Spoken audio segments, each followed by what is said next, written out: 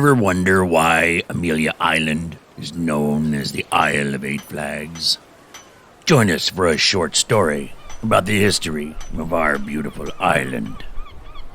For many years, our harbor has been a haven for seafaring vessels, a place to drop anchor and seek shelter from the raging Atlantic Ocean. You see, it is one of the very few southern deep water harbors that allows ships to easily and safely seek refuge from Mother Nature, as well as pursuing naval ships seeking those sailing under the black flag. Our island is also the only piece of land in the United States that has been, shall we say, governed by 8 flags, including several pirate flags. Let us share with you the 8 flags of our beautiful island. The first country to find favor and officially claim the island for itself was France. The French flag flew over our island for only 2 years, from 1562 till 1564. French Huguenots, led by explorer Jean Ribault, were the first Europeans to arrive. They established a short-lived settlement at the mouth of the St. Johns River, near what is now Jacksonville. Unknown or ignored by the French, Spain had claimed our island long before the French flag flew here. Spain was a country with a much larger, well-known fleet. It wasn't long before the mighty ships of Spain found their way to our shores and reclaimed the island for itself. In fact, the Spanish flag flew 3 times over the island. Once for 198 years, 1565 till 1763. Then again for 38 years, from 1783 till 1821. We'll talk about number 3 in a moment. Spanish ruled Florida when the island was mostly notable for its missions in the first period, and in the second period became a thriving center for trade and smuggling.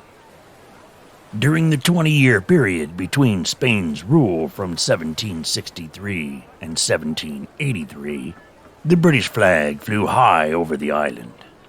James Oglethorpe scouted the area and named the island in honor of Princess Amelia, the daughter of King George II. The Proclamation of 1763 established the St. Mary's River as East Florida's northeastern boundary.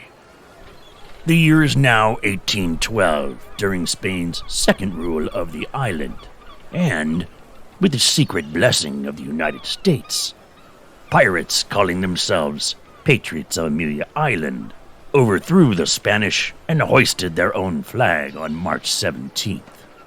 This first pirate flag of Amelia Island was replaced by the U.S. flag the very next day, but Spain demanded the island's return. So, for a third time, the island once again returned to a Spanish flag.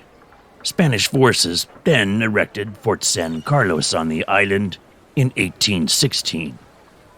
A year later, in 1817, a privateer, Sir Gregor MacGregor, a Scottish-born soldier of fortune, and 55 musketeers, seized Fort San Carlos, claiming the island on behalf of the Green Cross, the second pirate flag of Amelia Island.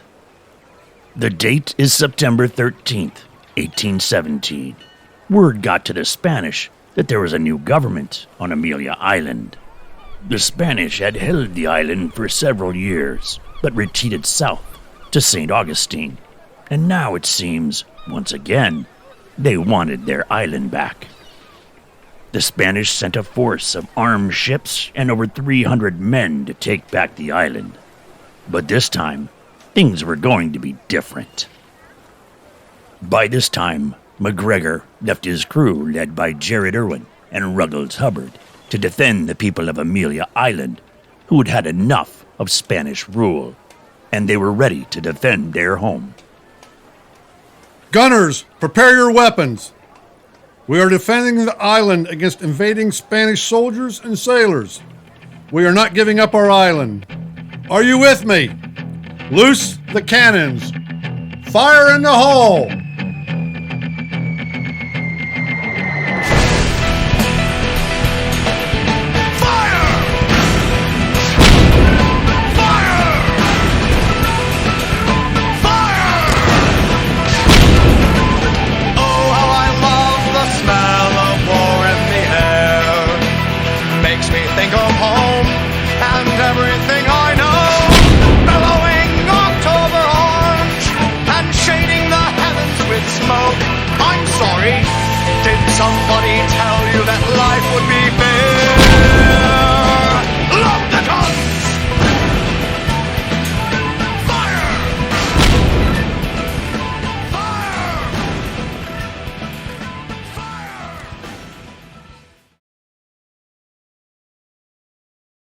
Gunners, cease fire! Ceasefire! Cease fire! Ceasefire! The Spanish have had enough and are returning to St. Augustine.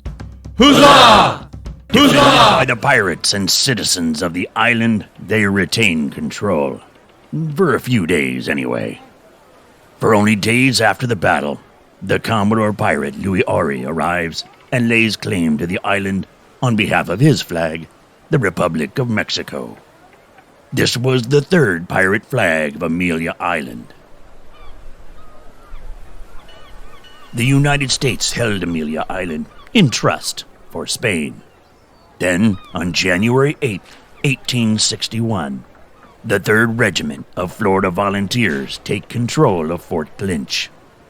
The following year, Union forces, consisting of 28 gunboats commanded by Commodore Samuel Dupont, restored federal control of the island on March 3, 1862, and the American flag retook her place as the final flag to fly over our great island. So there you have it, mates, the tale of the Island of 8 Flags.